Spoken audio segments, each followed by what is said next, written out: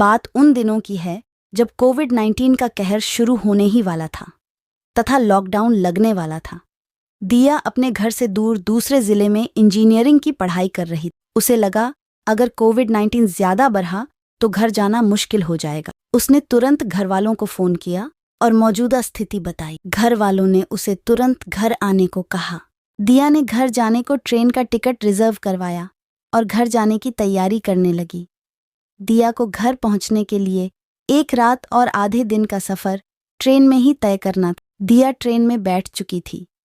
करीब रात के 8 बजे ट्रेन है ऐसे स्टेशन पर रुकी जहां पर बहुत ज्यादा भीड़ थी और सभी लोग सारे रिजर्वेशन डिब्बे में घुसने लगे। दिया ने कोच में ऊपर का बर्थ रिजर्व करवाया था ताकि वह आराम से सो सके, पर काफी लोगों की भीड़ यात्रियों को सोए हुए को बैठाकर खुद उन सीटों पर बैठने लगे। दिया के पास 4-5 लड़के आए और कहने लगे, ए लड़की बैठ जा, हम भी बैठेंगे। दिया ने कहा, अरे ऐसे कैसे आप मेरी सीट पर बैठ सकते हैं, मेरी सीट रिजर्व है। लड़कों ने कहा, यह पूरा डिब्बा ही रिजर्वेशन का वाला है, ट्रेन में जगह नहीं है इसलिए यहां पर बैठना है। सारे सोए हुए यात्री उठ चुके हैं, अब तुम भी उठ जाओ, हम 4 लोग इस सीट पर बैठेंगे। इतना कहते ही सामने वाली सीट से रोशन उठा और कहने लगा, देखिए यह लड़की सीट पर सोकर जाएगी और वह भी आराम से, आप इसे तंग मत करो। लड़कों ने बोला, ओए हीरो, तुझे क्या पड़ी है, तेरी भी सीट पर और लोग बैठेंगे, तू भी बैठ जा समझा। रोशन ने कहा, हाँ मैं मेरी सीट तुम लोगों को दे देता हूं, पर एक शर्त है कि इस लड़की को तंग नहीं करोगे, तब तो तुम यहां मेरी सीट पर बैठ जाओ, और हाँ, और लड़कों को इस सीट पर बैठने नहीं देना है, ये वादा करो। लड़कों ने कहा, ठीक है भाई, तेरी सीट दे दे। रोशन अपनी सीट से नीचे उतरकर चुपचाप खड़ा हो गया। उन सभी लड़कों को अपनी सीट बैठने को दे दी। दिया यह सब देख रही थी। वह कुछ नहीं बोली और खुली आंख करके लेटी रही। रोशन दिया की सीट के नीचे खड़ा रहा। अगले स्टेशन पर कुछ और लोग उस डिब्बे में घुसने लगे। अब रोशन ने 4-5 साथी पहले ही बना लिए थे, तो सभी ने मेजॉरिटी दिखाते हुए दिया कि सीट पर किसी को नहीं बैठने दिया। अब ट्रेन सुबह तक किसी स्टेशन पर नहीं रुकने वाली थी।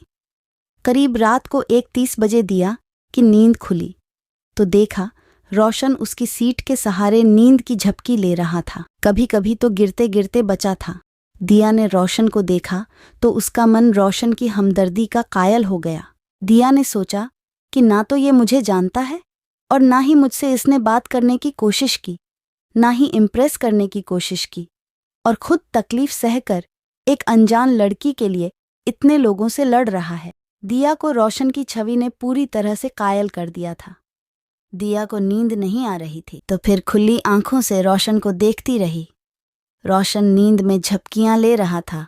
दिया अपनी सीट से उठती है और रोशन को कहती है, आप यहां पर मेरी सीट पर सो जाइए, आपको नींद आ रही है, मैं सीट पर बैठ जाती हूं। रोशन ने कहा, नहीं नहीं, आप सो जाइए, मैं यहां ठीक हूं, आप परेशान मत होइए।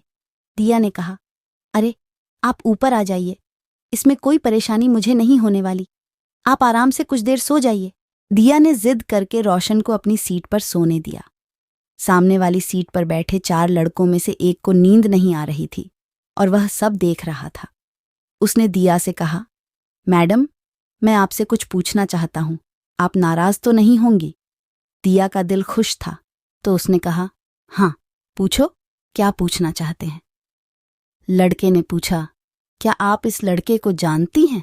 दिया ने कहा, नहीं।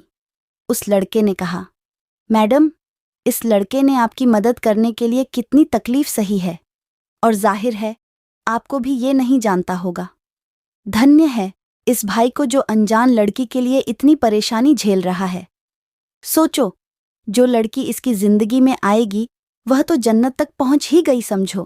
करीब 1.5 घंटे बाद रोशन की नींद खुली और वह सीट पर बैठ गया। दिया उस वक्त अपने मोबाइल में कुछ वीडियो देख रही थी। रोशन ने कहा, आप सोना चाहती हैं तो सो जाइए, मैं नीचे उतर जाता हूं। दिया ने कहा, नहीं नहीं, मैं ऐसे ही ठीक हूं। दिया ने रोशन से पूछा, आप कहाँ जा रहे हो? रोशन ने कहा, मैं जयपुर जा रहा हूं। दिया ने फिर पूछा, जयपुर में कहाँ रहते हो? रोशन ने कहा, मैं वैशाली नगर रहता हूँ। दिया ने कहा, अरे क्या बात है, मैं भी तो जयपुर वैशाली नगर ही रहती हूँ। क्या बात है, आप तो हमारे पड़ोसी निकले। क्या नाम है सर आपका? दिया ने पूछा। रोशन ने अपना नाम बताया। दिया ने कहा, आप क्या करते हो? रोशन ने कहा, मैंने MBBS कंप्लीट कर ली है, मैं डॉक्टर हूँ। दिया ने कहा, वाह क्या बात है डॉक्टर साहब, आपसे मिलकर तो मुझे बहुत अच्छा लगा। रोशन ने हंसते हुए कहा, अच्छा जी। दिया ने कहा, मैं इंजीनियरिंग कर रही हूँ और कोविड-19 के कारण मुझे घर जाना पड़ रहा है। दिया ने रोशन से पूछा, आपको क्या लगता है कोरोना वायरस बढ़ने वाला है, शायद लॉकडाउन हो सकता है? रोशन ने कहा, हाँ लॉकडाउन तो लग सकता है, पर कोरोना जरूर बढ़ेगा, क्योंकि यह एक वायरस है जो एक से दूसरे तक ट्रांसफर होता है। दिया के मन में रोशन से बहुत कुछ जानने की इच्छा थी, पर जयपुर रेलवे स्टेशन आ गया। दोनों ट्रेन से उतरे और कैब बुक की, दोनों साथ साथ वैशाली नगर पहुंचे। रास्ते में दिया ने रोशन से कहा, आपको बहुत बहुत धन्यवाद। रोशन ने कहा, किस बात के लिए? दिया ने कहा, आपने ट्रेन में मेरी इतनी हेल्प की है, और वह भी बिना जान पहचान के। रोशन ने कहा, दिया जी, आप तो फिर भी मेरे पास की है, पर मुझे किसी लड़की पर जुल्म देखना अच्छा नहीं लगता, तो मुझे जो ठीक लगा मैंने किया। दिया ने कहा, तो क्या हम अच्छे दोस्त बन सकते हैं? अगर आप चाहे तो। रोशन ने कहा, हाँ क्यों नहीं दोस्त, तो हम बन ही सकते हैं। दोनों ने आपस में मोबाइल नंबर लिया और अपने घर पर चले गए।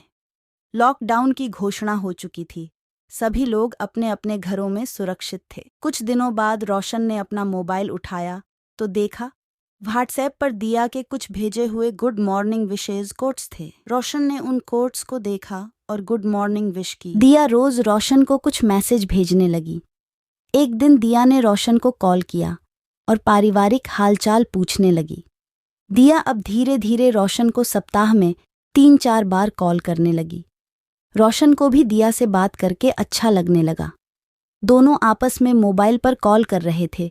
धीरे धीरे मोबाइल की कॉल प्यार की बातें सुनने लगी। समय बीतता गया, अब दोनों दोस्ती से प्यार भरी बातें करने लगे। दिया जिन लड़कों को देखकर नफरत की निगाहों से देखा करती थी, वह अब भूल चुकी थी कि लड़के खराब होते हैं, क्योंकि रोशन की अच्छाई ने उसका दिल जीत लिया था। तो दोस्तों, ये कहानी आपको कैसी लगी कमेंट करके हमें ज़रूर बताइएगा। अगर हमारे चैनल पर आप नए हैं तो चैनल को सब्सक्राइब ज़रूर कीजिएगा। कहानी